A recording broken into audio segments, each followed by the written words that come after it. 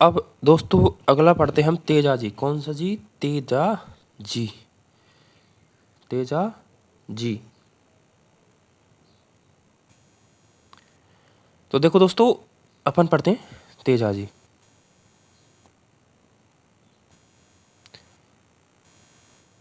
तेजा जी। वीर तेजा जी का जन्म कहाँ पर हुआ था दोस्तों? पहली बात तो करनाल नागौर में। कहाँ हुआ था? करनाल नागौर में। पिता का नाम है तहाड़ जी। क्या है दोस्तों? तहाड़ जी। माता है राम कवरी। राम कवरी के यहाँ कब हुआ था दोस्तों? माघ शुक्ल चतुर्दशी। माघ शुक्ल चतुर्दशी को 1073 ईस्वी में। दोस्तों अब क्या नया ट्रेंड चला है एग्जामिनर का कि वो ये पूछता है 4 लोक देवता दे देगा या 4 कुछ भी दे देगा, उनको कालक्रम के हिसाब से जमाइए। कालक्रम के हिसाब से जमाइए। तो दोस्तों देखो ये तो साथ में याद करनी ही है कि उनका जन्म करनाल नागौर में हुआ था। पिता तहाड़ जी थे और माता रामकुमरी थी। माघ शुक्ल चतुर्दशी को हुआ था 1073 ईस्वी में। 1073 ईस्वी में हुआ था।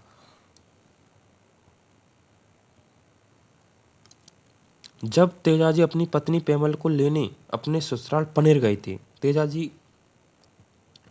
अपनी पत्नी तेजाजी की पत्नी का नाम क्या था दोस्तों? तो क्या है? पेमल थे। क्या है दोस्तों? पेमल। और उनका ससुराल था ससुराल क्या था? पनेर में। पनेर ये अजमेर में पड़ता है। कहाँ दोस्तों? अजमेर में पड़ता है। तब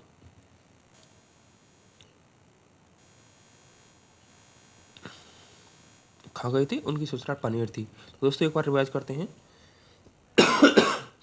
तेजाजी का जन्म करनाल नागौर में हुआ था। पिता का नाम तहाड़ जी, माता का नाम रामकुमरी और माघ शुक्ल चतुर्दशी को उनका जन्म 1073 ईस्वी में हुआ था। कहाँ हुआ था? करनाल नागौर में। उनकी पत्नी का नाम था पेमल दे। क्या था दोस्तों? पेमल दे। और उनका ससुराल कहाँ था? पनेर में। पनेर कहाँ पर है? वर्तमान में अजमेर में। कहाँ दोस्तों? अजमेर में। अब देखो उसी दिन मेर लोग लाचा गुजरी की गाय चुरा कर ले गए थे। यानी कि मेर के मीना, शॉर्ट में याद करते हैं मेर की मीना जो किसकी गाय को ले जा रहे थे? ले गए थे लाछा गुजरी की। तो तेजाजी से किसका संबंध है? लाछा गुजरी से। किससे? लाछा गुजरी का संबंध किससे? तेजाजी से। ठीक है। और मेर के मीना गुजरी की प्रार्थना पर वे गाँव वालों को मुक्त कराने, हाँ गायों को मुक्त कराने जा ही रहे थे कि रास्ते में इन्हें सुरसरा नामक स्थान पर इन्हें सर्प मिला था। किस स्थान पर? सुरसरा नामक स्थान पर क्या मिला था दोस्तों? एक सर्प मिला था। तेजाजी ने सर्प को डसने से रोकते हुए वचन दिया कि वे गाय को मुक्त कराने के बाद स्वयं आएंगे। स्वयं आएंगे। तो गोगा जी ने जो सर्प मिला उसने गोगा जी को डसना चाहा था, लेकिन उन्होंने उनको वचन दिया था कि जब मैं गाय को मुक्त करा लाऊंगा तब मैं स्वयं आपके यहाँ आऊँगा, आ जाऊँगा। तो भीषण संघर्ष के बाद तेजाजी ने गाय मुक्त कराने में सफलता प्राप्त की। यानी कि मतलब ये हुआ कि उन्होंने गाय को क्या करा लिया दोस्तों? मुक्त करा लिया था। परंतु अत्यधिक घायल होने पर भी वे अपने वचन के अनुसार वापस सर्प के पास आए। यानी कहाँ गए दोस्तों? जहाँ पर वो सुरसरा नामक स्थान पर सर्प मिला था। तो गायों को छुड़ाकर दोबारा वे कहाँ पर आ गए थे? सुरसरा नामक स्थान पर आ गए थे। परंतु अत्यधिक घायल होने पर भी वे अपने वचन के अनुसार वापस सर्प के पास आए। पूरे शरीर पर घाव होने के कारण इन्होंने सर्प के डसने के लिए जीवा आगे कर दी। यानी कि दोस्तों जब ये युद्ध लड़के आए थे, गाय को छुड़ा कर लेकर आए थे, तो शरीर इस तरह से लथपथ था खून से कि सर्प को डसने के लिए भी जगह नहीं थी। तो इन्होंने क्या किया था कि अपनी जीभ निकाल के और सर्प के आगे कर दी थी। सर्पदंश के कारण सुरसरा में भाद्रपद शुक्ल दशमी को इनकी क्या हो गई थी दोस्तों? मृत्यु हो गई थी। Important line. ठीक है। और उन्होंने सांप को खाना सा था तो जीवा पर डसा था। सांप ने खाना डसा इनको जीवा पर।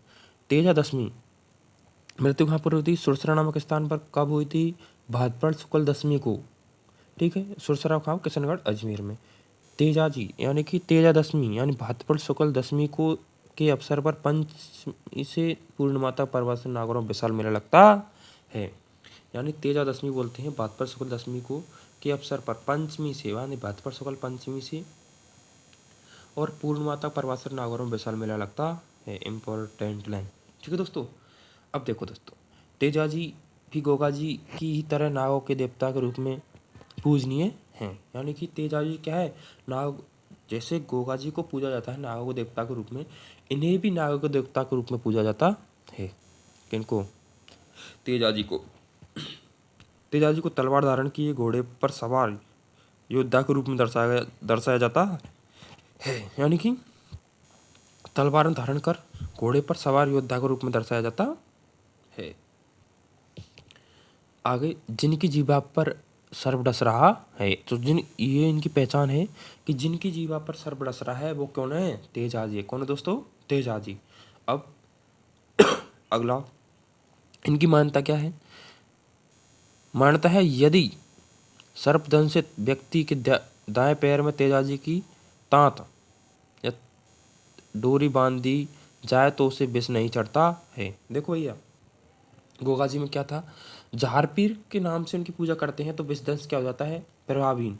और इनका है यदि सर्वदंशित व्यक्ति के दाएं पैर में तेजा जी की राखड़ी या डोरी या तांती बांध देते हैं तो विष नहीं चढ़ता है। ओके दोस्तों, आ गए लोक देवता संबंध। यह मानता है एवं कथा अक्षरंश सत्य हो या नहीं, इनका मूल उद्देश्य इन कथाओं से जुड़ी शिक्षा और निर्बल की रक्षा, वचन का पालन आदि आम जन तक पहुंचा रहा है। यानी कि ये तो क्या है, एक्स्ट्रा है, मतलब समझा रहे हैं कि भाई इसके बारे में ये इस प्रकार हो सकता है। ठीक है।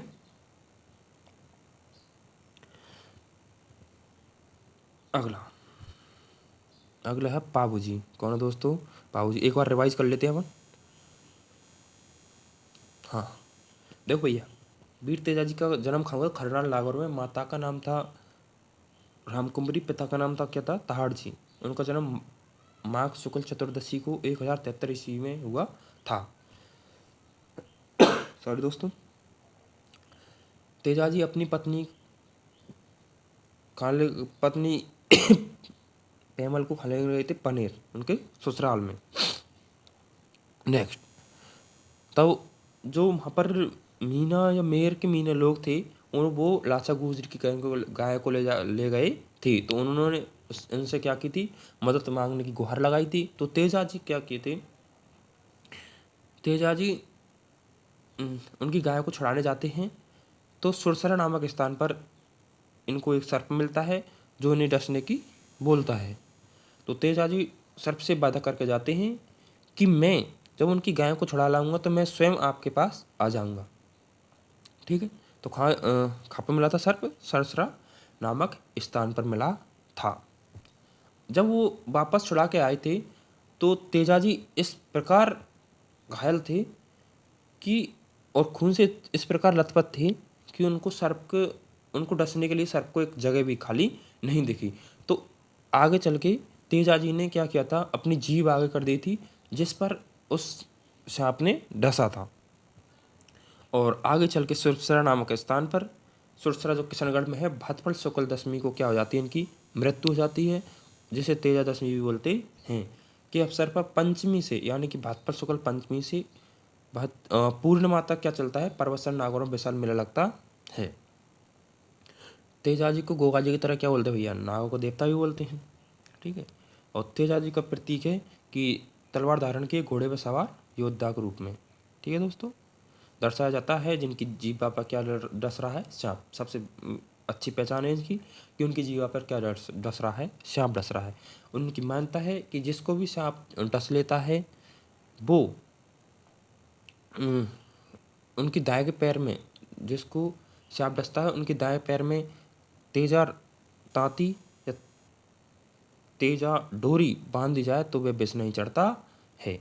ये हो गया दोस्तों अपन का दो देवता हो गए। कितने देवता? दो दोस्तों, दो। अगला है दोस्तों पाबू जी। कौन सा जी? पाबू जी। तो पाबू जी क्या है?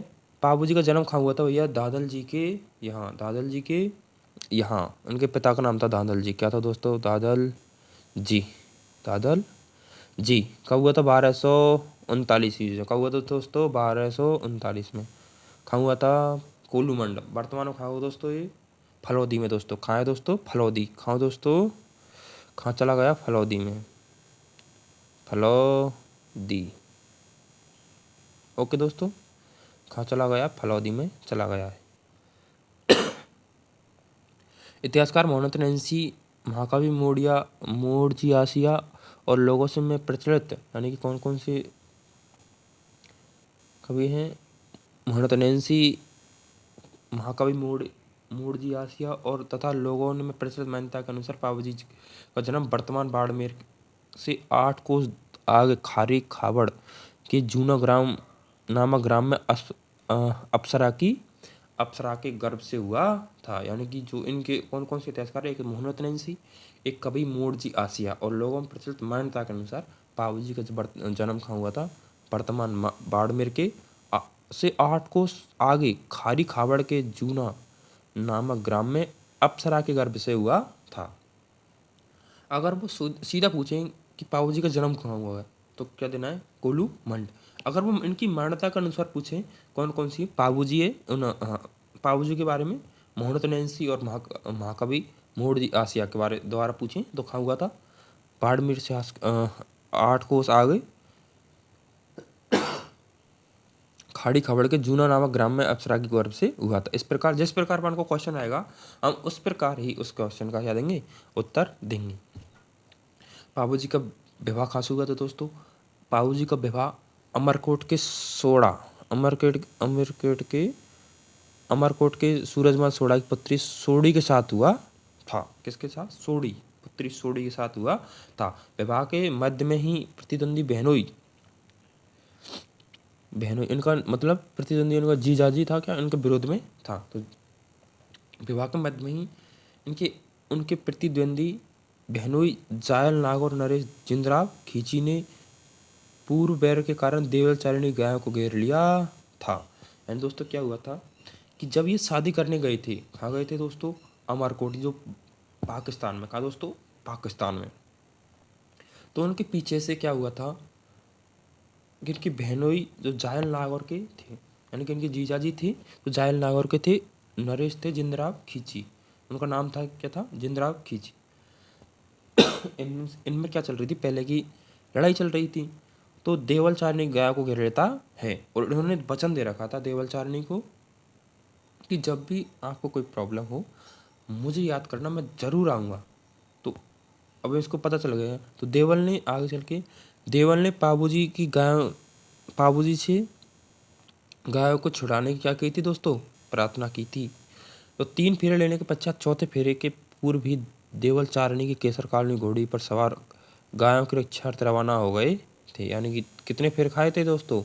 3 फेरे लेने के पश्चात चौथे फेरे से पूर्व ही, यानी कि उन्होंने चौथा फेरा पूरा नहीं किया था। उनके घोड़ी पर सवार होकर गायों को रक्षार्थ रवाना हो गए थे। तो दोस्तों देखो, इनकी घोड़ी का नाम क्या था? केसर कालमी। क्या था दोस्तों? केसर कालमी। और किसकी गायों को छुड़ाने गए थे? देवल चारणी की। किसकी दोस्तों? देवल चारणी। जबकि तेजाजी किसकी गए थे? लाछा गुजरी की। लाछा गुजरी की। दोस्तों एक क्वेश्चन आता है कि तेजाजी किसकी गाय को छुड़ाते समय घायल हुए थे? तो लाछा गुजरी। और पावजी किसकी हुए थे? तो देवल चारणी। उनकी घोड़ी का नाम था केसर कालमी। कड़े संघर्ष में 1276 में, कब दोस्तों? 1276 में पाबूजी अनेक साथियों सहित वीरगति को प्राप्त हुए थे। यानी कि क्या हुए थे? वीरगति को प्राप्त हुए। कब हुए थे? 1276 ईस्वी में। वीरता, प्रतिज्ञा पालन, त्याग, शरणागत, वात्सल्यता एवं गौरक्षा हेतु बलिदान होने के कारण जनमानस इन्हें लोक देवता के रूप में पूछता है। यानी कि अगर आपसे पूछे कि लोक देवता के बारे में क्यों पूछता है, क्यों पूछते हैं इनको, तो वीरता, उनकी प्रतिज्ञा पालन यानी जिसका वचन दिया उसका पालन करना, त्याग यानी कि अपने शरणागत, वात्सल्यता यानी कि जो कोई बाहर से आया हुआ है तो शरण देना, गौरक्षा करना यानी गाय की रक्षा करना, हेतु बलिदान होने के कारण जनमानस में लोक देवता के रूप में पूजा जाता है। इस प्रकार आप बता सकते हैं। इनका मुख्य पूजा स्थल खाए हैं कोल्लू फलोदी में। कहाँ दोस्तों? कोल्लू फलीदी में, बता रहा ना कि वर्तमान खा गया कोल्लू फलोदी में गया। ये नया जिला बन गया है और इसकी सीमा अंतर्राष्ट्रीय सीमा से लगती है। वर्तमान में उस पर 5 जिले हो गए हैं। कितने दोस्तों?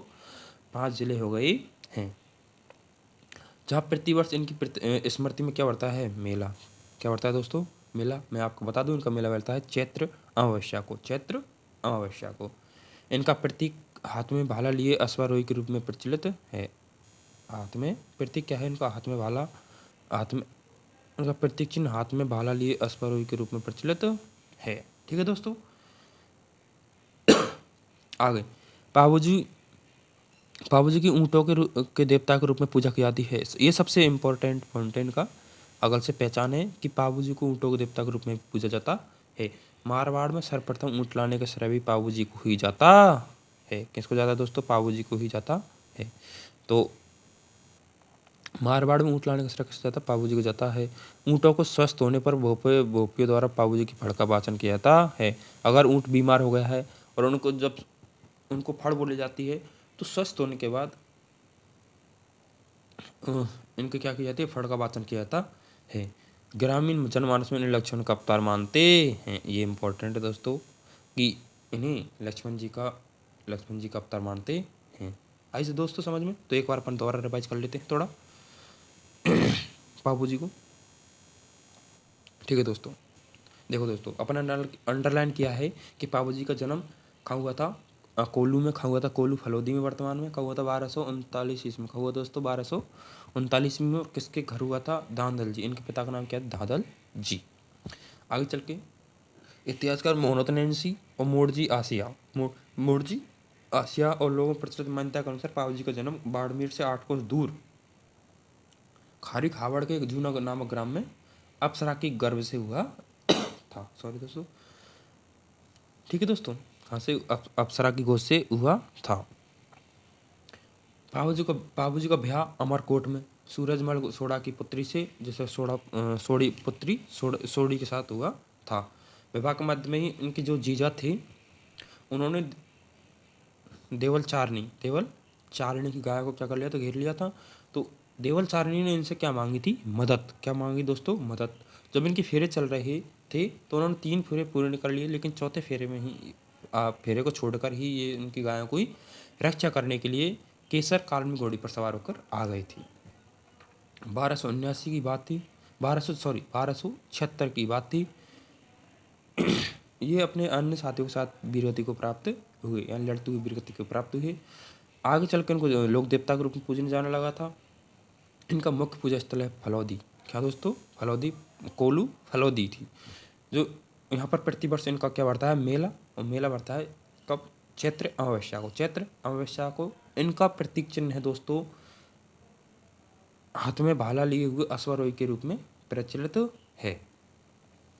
आगे पापू जी ने किसकी अंडरलाइन?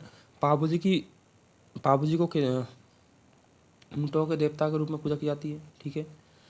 मारवाड़ में सर्वप्रथम ऊँट लाने का श्रेय किसे जाते हैं? पापू जी को जाता है। ऊँटों को स्वस्थ होने पर किसकी फड़वाई जाती है? पापू जी की जाती है।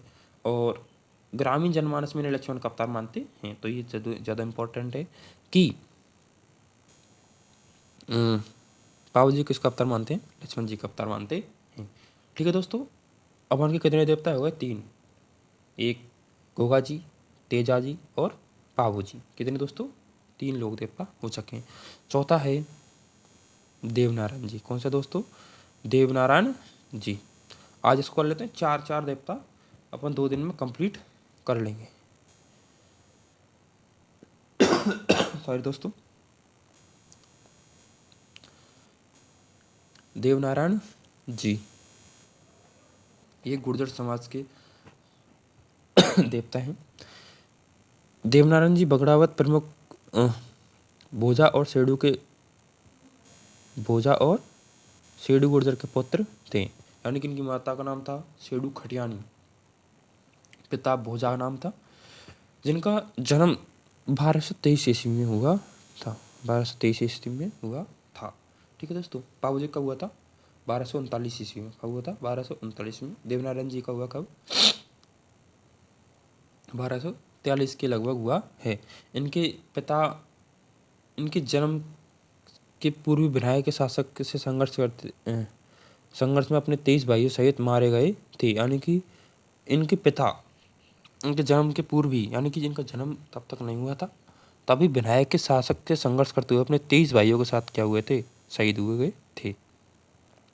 विनायक शासक ने इनकी रक्षा हेतु उनकी माँ शेडू इन्हें लेकर अपने पियर मालवा चली गई। तो इनकी जब विनायक शासक से डर था कि भाई हम पे आक्रमण नहीं कर दे, तो इनकी जो माँ थी शेडू, वो अपनी पियर मालवा चली गई थी। 10 वर्ष की अल्प आयु में वे पिता की मृत्यु का बदला लेने राजस्थान की ओर लौट रहे थे। यानी कि 10 वर्ष की अल्प आयु में जब अपन हेठ नहीं पहुंचना जानते हैं, तब ये वापस अपने पिता का बदला लेने के लिए राजस्थान की ओर लौट रहे हैं। तो मार्ग में है धारानगरी में जयसिंह देव परमार की पुत्री पीपल देव से उन्होंने विवाह किया था। तो दोस्तों ये इंपॉर्टेंट, देखो मार्ग में लौट रहे थे तो धारानगरी में जयसिंह देव परमार की पुत्री क्या थी, पीपल देव, उनसे उन्होंने क्या किया था, विवाह किया था। तो देखो दोस्तों इनकी माँ इनको खा गई थी मालवा, जहाँ इनका पियर था माता का। तब वही 10 वर्ष की आयु के बाद जब राजस्थान वापस लौट रहे थे, तो उन्होंने मार्ग में धारानगरी, एक जगह था धारानगरी, वहाँ के शासक यानी कि वहाँ का जो शासक है जयसिंह देव परमार, उनकी पुत्री थी पीपल देव, उनसे क्या किया था, उन्होंने विवाह किया था। कुछ समय बाद वे बदला लेने हेतु बिनाय पहुंचे, यानी खापोच के बिनाय, जहाँ लोगों को लेकर बिनाय ठाकुर से हुए संघर्ष में देव जी ने उन्हें मौत के घाट उतार दिया था। क्या उतार दिया, किनको, विनायक ठाकुर को क्या उतार दिया, मौत के घाट उतार दिया था। इनका मुख्य पूजा स्थल आसिंद भीलवाड़ा है। दोस्तों क्या है ये इंपॉर्टेंट है, देवनारायण जी का आसिंद भीलवाड़ा, जिनका जहाँ भाद्रपद शुक्ल सप्तमी को मेला लगता है। कब लगता है दोस्तों, भाद्रपद शुक्ल सप्तमी को मेला लगता है। चलो दोस्तों, इनके मुख्य अनुयायी गुर्जर होते हैं। क्यों दोस्तों, गुर्जर होते हैं। देव जी की फड़, देव जी और बगड़ावत संबंध काव्य बगड़ावत के गायन द्वारा इनका यशगान करते हैं। किंवदंती है कि हर रात 3 पैर गाए जाने वाले यह 6 माह में पूर्ण होता है। यानी कि हर 3 रात 3 पहर गाए जाने पर यह 6 माह में पूर्ण होता है। जो इनका भैया ग्रंथ है ना, वो हर दिन या हर रात 3 पहर गाए जाने पर यह 6 माह में पूर्ण होता है। ये किसका है, देवनारायण जी का। किसका भैया, देवनारायण जी का। तो देखो भैया, इनके पिता का नाम भोजा, माता का नाम शेडू गुर्जर के पुत्र थे। जन्म हुआ 1243 ईस्वी के लगभग। इनके जन्म से पहले इनके पिता की क्या हुई थी, मृत्यु हो गई थी विनायक के ठाकुर से लड़ते हुए। उनके 23 भाई थे, वो भी शहीद हो गए थे। तो इनका जन्म होने के बाद इनकी माता इनको लेकर खा चली गई थी मालवा, खा चली गई दोस्तों मालवा। लेकिन 10 वर्ष, जब ये 10 वर्ष का हुआ था, तो अपने पिता का बदला लेने के लिए, अपना पिता का बदला लेने के लिए वापस आ रहा था। तो मार्ग में धारानगरी नाम से एक जगह पड़ती है, जहाँ पर जयसिंह देव परमार की पुत्री पीपल दी से उन्होंने क्या किया था, विवाह किया था। और ये उसके बाद विनायक लड़ने पहुँच गए थे, और जो वहाँ का ठाकुर था उसको संघर्ष में उसको मौत के घाट उतार देते हैं। इनकी पूजा स्थल है आसिंद भीलवाड़ा, और इनका मेला भरता है भाद्रपद शुक्ल सप्तमी को दोस्तों। एक गुर्जर समाज के अनुयायी हैं, और जो देव जी की फड़ तथा देव जी और बगड़ावतों से संबंध का बगड़ावत, यानी कि इनका ग्रंथ है बगड़ावत। क्या दोस्तों, एक बगड़ावत ग्रंथ के नाम से जाना जाता है। ये सुगान करते हैं गुर्जर समाज के लोग। इसकी किंवदंती के इसको हर रात 3 पैर गाए जाने पर यह 6 माह में पूर्ण होता है। ये भैया कौन है अपन के, देवनारायण जी। तो दोस्तों आज अपन इतना ही रखते हैं। कल अपन स्टार्ट करेंगे मल्लीनाथ जी से। कहाँ से, मल्लीनाथ जी से।